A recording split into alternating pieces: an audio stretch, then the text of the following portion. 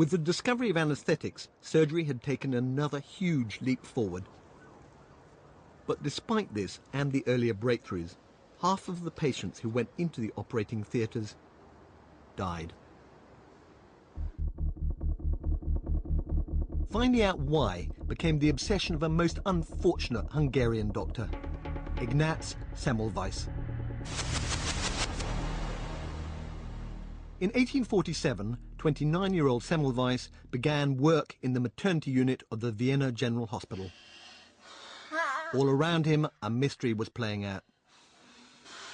It's Vienna's leading hospital, but hundreds of women every year who go there to give birth develop a fatal condition called childbed fever.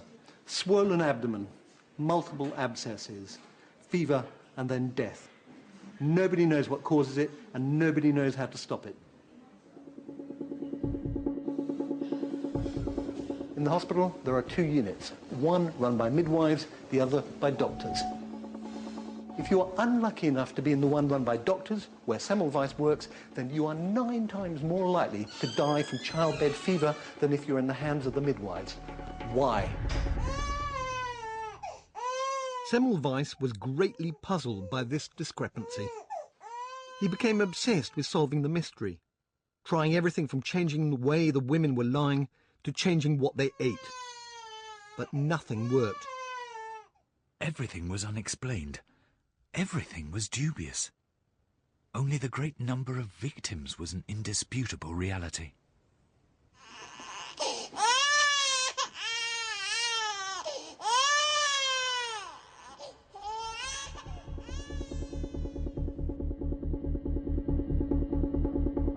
Semmelweis and his fellow doctors dissected the dead mothers, but they found nothing.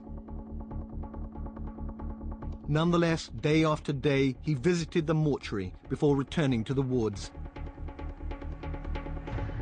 He works harder and harder, but women just keep on dying. He is depressed, he is confused, he is perplexed. And then there is a vital breakthrough. A friend, Jakob Kolečka, professor of forensic medicine, cut his finger during an autopsy and was dead days later.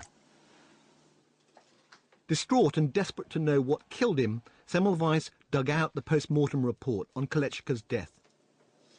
The report revealed that when he died, his friend had a swollen abdomen, multiple abscesses, and fever.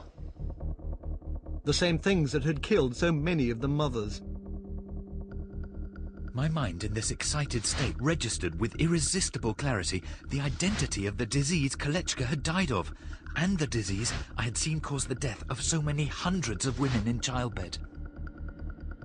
For Semmelweis, this must have been an astonishing and utterly appalling moment. Could it be that he had finally solved the mystery, that he had actually discovered that the killer was him, that he and his fellow doctors had somehow been carrying on to the wards death on their hands? It was a shocking, heretical thought, but it would finally explain why being delivered by a midwife was so much safer than being delivered by a doctor. Midwives didn't do autopsies. They didn't carry deadly matter on their hands.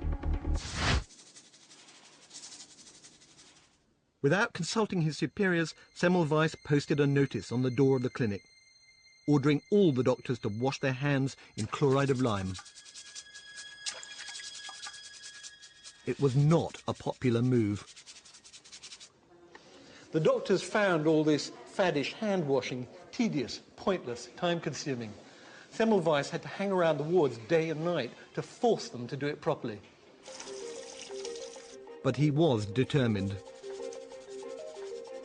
Semmelweis's hand-washing regime now began to produce spectacular results.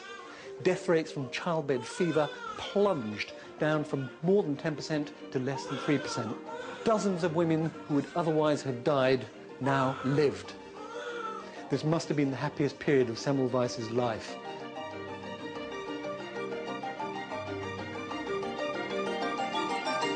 But he was living on borrowed time, because he had not convinced the doctors. He had no rational or scientific explanation of how dirty hands could cause death. The women were dying from what we now call septicemia, blood poisoning.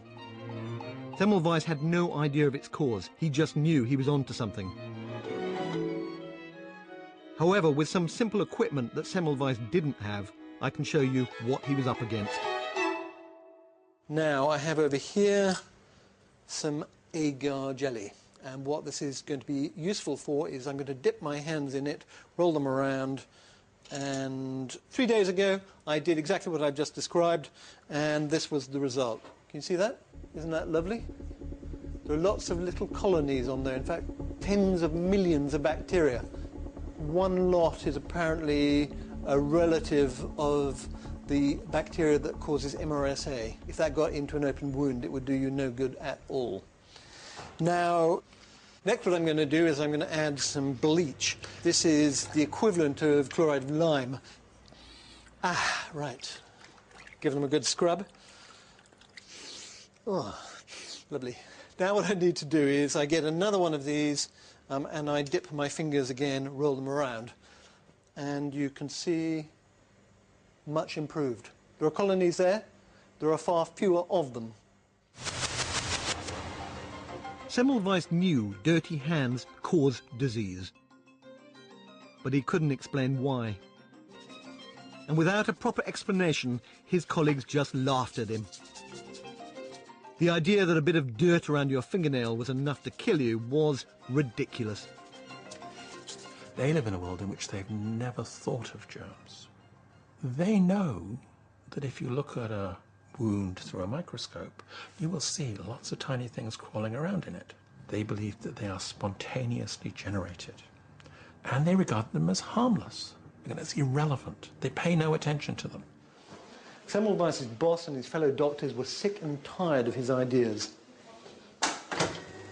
So when his contract came to an end, it was not renewed, and he went home in disgrace to Budapest.